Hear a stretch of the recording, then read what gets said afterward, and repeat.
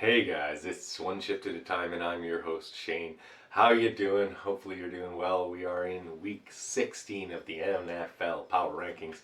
Just flying along, only 3 weeks left. Normally there'd only be two, but of course they did add a week this year, so we get an extra week of football. And I think before the last video I was kind of bragging that we got an extra day of football. Well, because of COVID, we actually got two. We had games last night on Tuesday night. That's kind of crazy. Anyway, we're going to start at number 10. They're going to slip back into the top 10. It's the Buffalo Bills. I don't have a huge amount of faith in them right now because it just seems that they keep losing games that I feel that they should be winning. I mean, they're winning the games they should be winning. They're winning against the weaker teams, but we haven't really seen them beat a good team yet. I mean, they lost to the Bucks and they come back and win this week, right? Like, it's just it's the consistency. We're not seeing any consistency, and they're going to need that if they want to make any kind of noise in the playoffs. So they're going to squeak back in, but they're definitely at the bottom of this top 10. Number 9, and making their first appearance in a while, the Indianapolis Colts. Who saw that one coming? I don't know. This year's been crazy for upsets and surprises and stuff like that. So just awesome. I enjoy that. But they sneak in after a huge win over the Patriots. I mean, they shut them out, in fact. And Carson Wentz there barely threw the football. He only had 5 completions the whole game.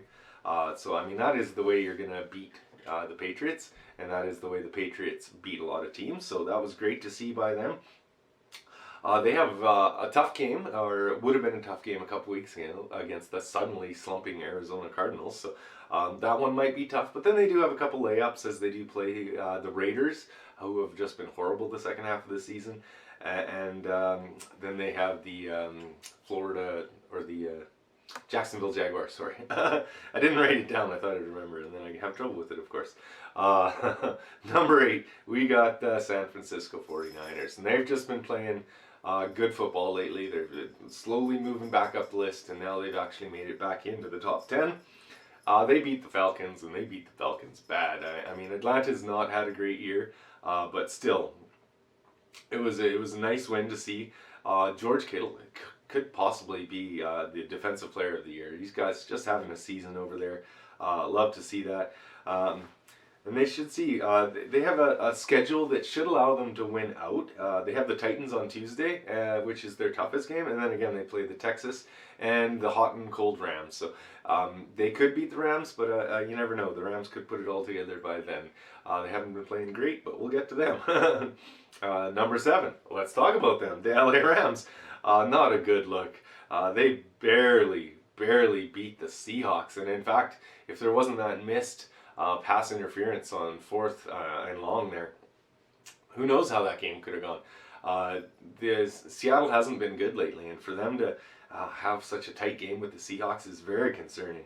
But it doesn't really matter. They won. That is the bottom line. The win is a win, so they don't get knocked off the list. Stafford made some amazing passes, including one touchdown pass to Cooper Kupp. Like, there was about 2-foot window for that ball to be thrown in, and he just nailed it. So great to see him playing some really good football. And yeah, as I said, they're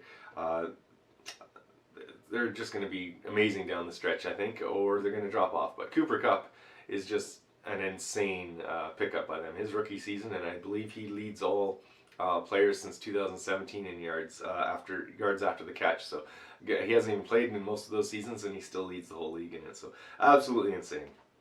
Number 6, and they're continuing their drop after being number 1 for a long time. The Arizona Cardinals, and honestly, they could have dropped farther. They need to do something this week as they do play the Colts, or they're going to be off this list because they're now riding a 2-game losing streak. And again, it's to the Lions. You should not be losing to the Lions when you're the number 1 team in my power rankings just a couple weeks ago.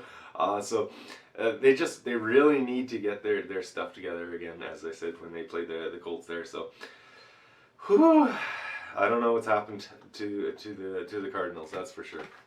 All right, then we have number 5, and they're continuing to drop too. It seems all the good teams have been losing lately, and that is the Tampa Bay Buccaneers. And they got shut out by the New Orleans Saints, who do always seem to have the Bucs numbers in the regular season. And there is still a way that the New Orleans Saints could make the playoffs, and then they may in fact face Tampa in the playoffs. So we might get another episode of that. Tampa did win last year. We'll see what would happen this year. Who knows? Right now, it looks like Godwin's gone with that ACL. He's probably gone for the year and the playoffs.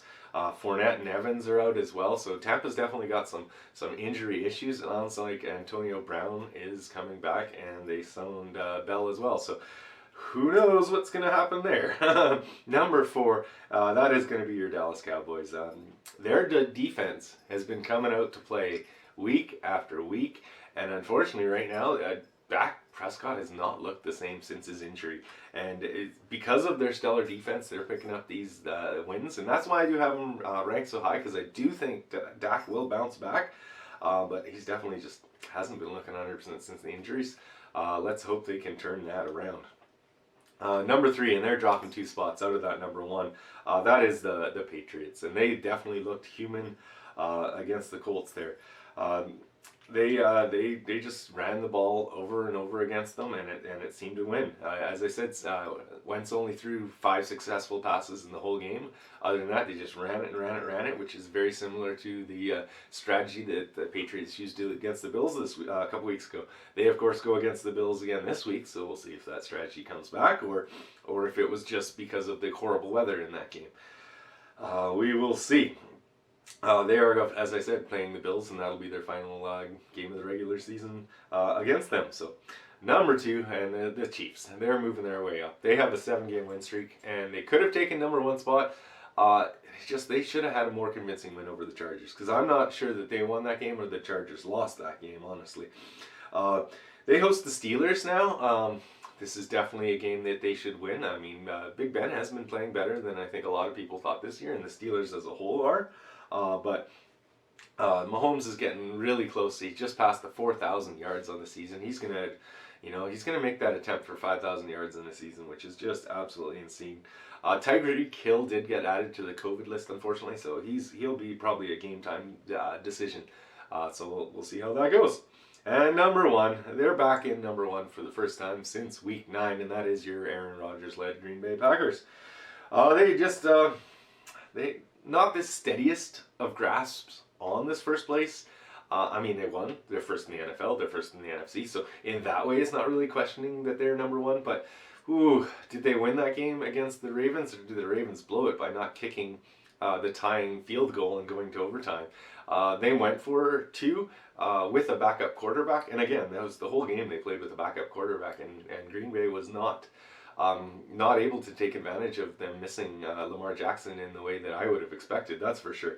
But again, I think Aaron Rodgers has just been playing great. He broke Brett Favre's pass record, or touchdown pass record, with the Green Bay Packers, 440 touchdown passes, I believe it was. So we'll see. They look to host up the banged up Browns this week, so a very winnable game, and we'll see if they can rock this all the way to getting a bye in the first round. Anyway, I hope you did enjoy week 16 of the Power Rankings. If you did, please like the video, subscribe, share this thing around, and as always, you guys take care, and we'll see you in the next episode.